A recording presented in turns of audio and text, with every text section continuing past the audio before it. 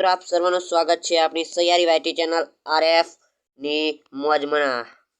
જો તમે ચેનલ પર પહેલી વાર પધાર્યા હોય તો ચેનલને સબસ્ક્રાઇબ ના કરતા વિડીયો પૂરેપૂરો જોઈ લેજો। ઓકે, તો ચાલો ધોરણ 9 નું હિન્દીનું પેપર દ્વિતીય પરીક્ષા જોઈએ। આદર્શ પ્રશ્નપત્ર એટલે કે નમૂનાનું પ્રશ્નપત્ર છે, પણ આ પ્રશ્નપત્રના અંદરથી લગભગ મારા દ્રષ્ટતા મુજબ તમારી પાસિંગ માર્ક્સ જેટલું તો આ પ્રશ્નપત્રના અંદરથી પૂછાઈ જ જશે, મારા દ્રષ્ટતાની અંદર, એટલે કે મારા અનુસાર। તો વિભાગ એ જોઈ લઈએ તો ગદ્ય વિભાગ, કારણ કે આ બોર્ડના દ્વારા મેકાયેલું પ્રશ્નપત્ર છે, મેં નથી બનાવ્યું પણ બોર્ડના દ્વારા પ્રશ્નપત્ર મેકાયેલું પ્રશ્નપત્ર છે કે આના અંદરથી તૈયાર કરો તો આના અંદરથી થોડું પૂછાઈ શકે છે। આ જોઈ શકો છો ઉપર લોગો પણ મારેલો છે। તો ચાલો આપણે શરૂ કરી દઈએ વિભાગે ગદ્ય વિભાગ। અને મિત્રો જો તમારે ધોરણ 9 ની હિન્દીની વિષયની બ્લુપ્રિન્ટ જોતી હોય તો તમે મને કહેજો। વોટ્સઅપ ગ્રુપની લિંક નીચે ડિસ્ક્રિપ્શનના અંદર આપેલી છે, ત્યાંથી તમે આપણા વોટ્સઅપ ગ્રુપના અંદર જોડાઈ જજો। વોટ્સઅપ ગ્રુપના અંદર તમને પીડીએફ મળી જશે। ઓકે મિત્રો, બ્લુપ્રિન્ટની પીડીએફ મળી જશે, પછી આ પેપરનું સોલ્યુશન પણ ત્યાં જ મળી જશે। ઓકે, આખું સોલ્યુશન મળી જશે અને બ્લુપ્રિન્ટ પણ આ રહી, આ જોઈ શકો છો ધોરણ 9 ની હિન્દીની। તો તમે વોટ્સઅપ ગ્રુપના અંદર જોડાઈને મેળવી શકો છો, અથવા તો ટેલિગ્રામ ગ્રુપના અંદર જોડાઈને મેળવી શકો છો। તો ચાલો મિત્રો જોઈ લઈએ વિભાગ એ गद्य विभाग। तो पहलो छे सही विकल्प चुनकर निम्नलिखित प्रश्नों के रिक्त स्थान में पूर्ति कीजिए। 2 मार्क्स मळशे तेना। ऊंट की बोली सुनकर मूर्ख युवक खाली जग्या बोल उठा। शू बोल उठा એટલે કે શું બોલી ગયો? જે મૂર્ખ યુવક હતો, જે મહાકવિ કાલિદાસ થઈ ગયા, તે પાઠના અંદરથી બોલાયું છે। તો જવાબ આવશે ઉટ્ર। ઉટ્ર ઊટ આવીતા હશે, પણ જે ઉટ્ર આપણા આર્ય માન્ય રાખવાનું, નીચે 2 લીટો। ओके, आर्य मान्य राखवानु। आगर जो तो कोतवाल तूने खाली जग्या धूमधाम से क्यों निकाली? तो सवारी, यात्रा नहीं, ध्यान रखजो सवारी।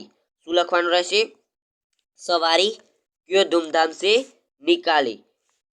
आगर निम्नलिखित वाक्यों में से सही वाक्यांश चुनकर पूरा वाक्य फिर से लिखिए।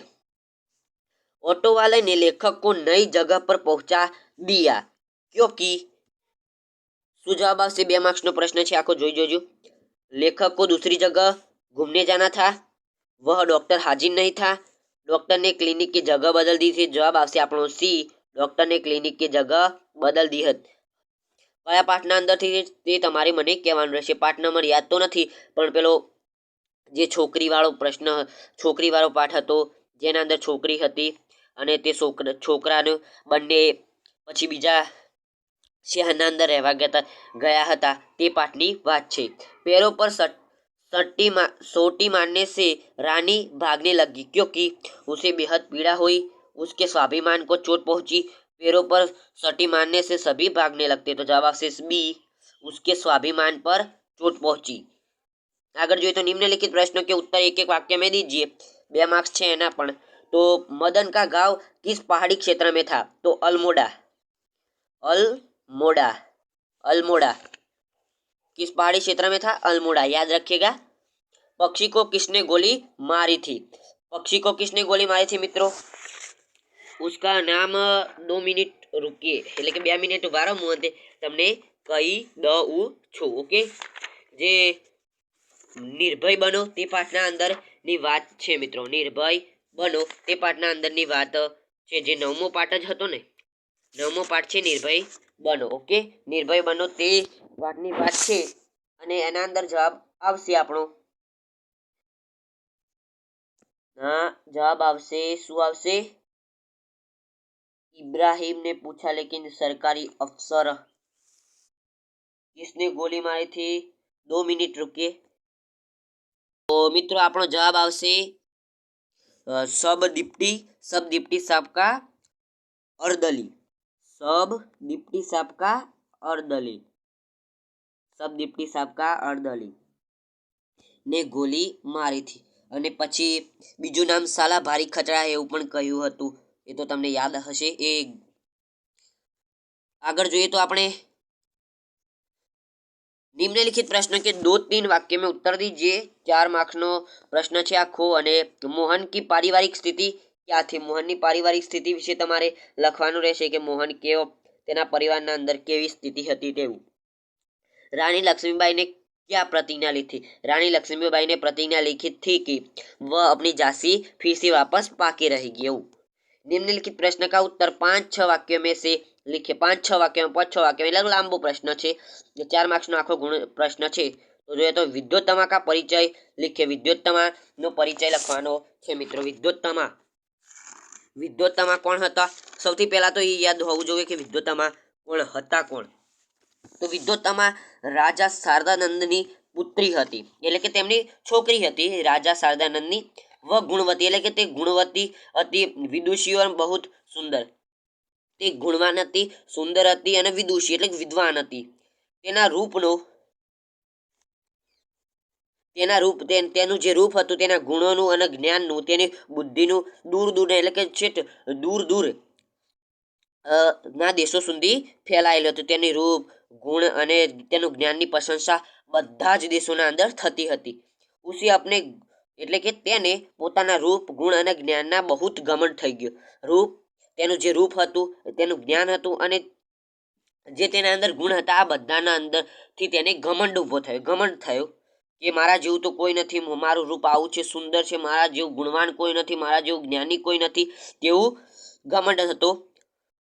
તેને એવી ઘોષણા કરાવેલી કે જે વ્યક્તિ મને શાસ્ત્રાર્થના અંદર શાસ્ત્રો માટે કરવામાં આવેલી શાસ્ત્રો વિશે કરવામાં આવેલી વાતચીતને શાસ્ત્રાર્થ કહેવાય। શું કહેવાય? શાસ્ત્રાર્થ। શું કહેવાય? શાસ્ત્રાર્થ। યાદ રાખજો, શાસ્ત્રાર્થ કહેવાય। શું કહેવાય? શાસ્ત્રાર્થ। શાસ્ત્રાર્થ કહેવાય। ઓકે, આગળ જોઈએ તો આપણે આગળ થોડો પરિચય જોઈએ તો એવું કીધેલું કે જે અંતે મને શાસ્ત્રાર્થના અંદર હરાવશે તેની સાથે હું લગ્ન કરીશ। તો આવી રીતે તમે પરિચય લખી શકો છો। આગળ શું કહે?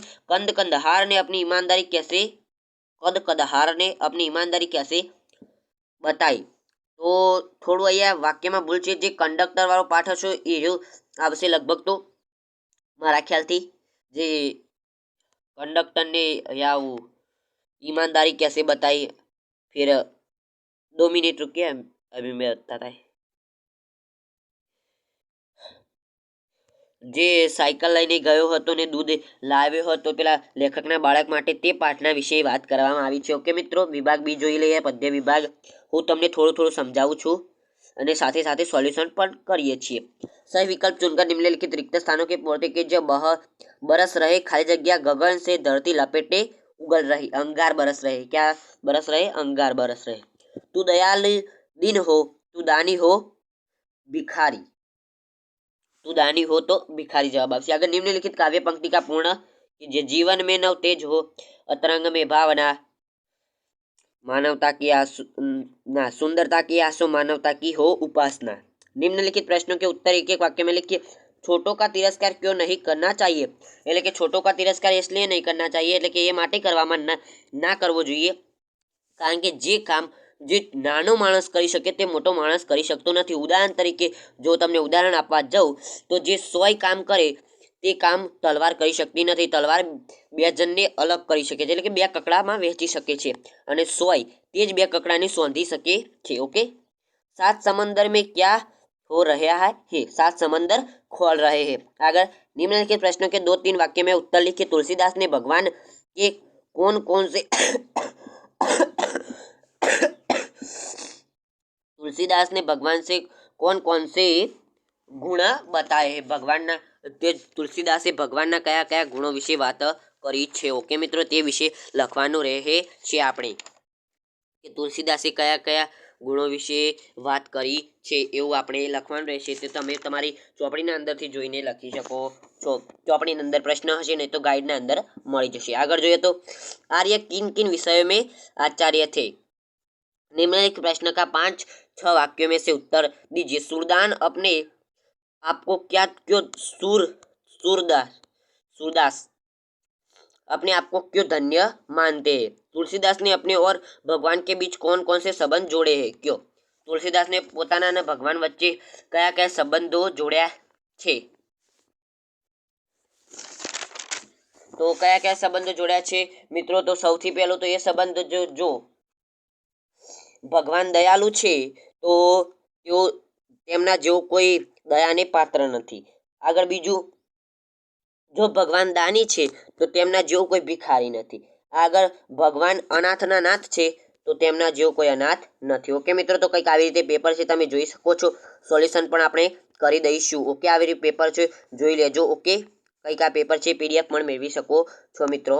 અને આ મેરા પ્રિય શિક્ષક, સ્વચ્છ ભારત અને ઘાયલ સૈનિક की आत्मकथा 3માંથી ગમે તે એક નિબંધ તૈયાર કરી દેજો.